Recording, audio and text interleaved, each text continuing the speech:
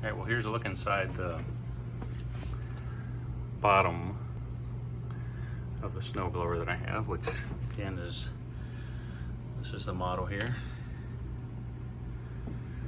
It's the 3-stage Cub Cadet with the TRACs, but they do have gears under here instead of chains, so it looks pretty beefy. The reason I took the cover off, which is here, just 4 little screws, one here, here, one there, and there,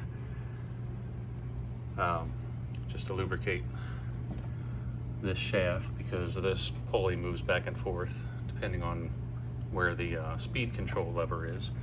So you just lubricate that every once in a while with some anti-seize, but you don't want to get too much on it and have it drip down on this pulley here, which is smooth on this side, because that's where this rubber spins around, and that spins the this pulley here, which I guess spins the impellers, you know, the what's going to actually scoop up and throw the snow.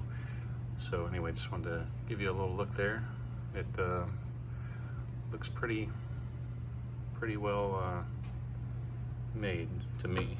Now you just flip it up on the front of it there, and just temporarily, it's not leaking, just take the cap off, put a grocery bag under there. I just doubled it up and then screwed the cap back on really good.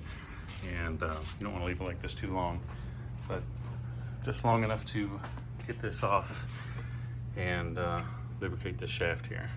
I put a little anti-seize on the pulleys, on the gears also.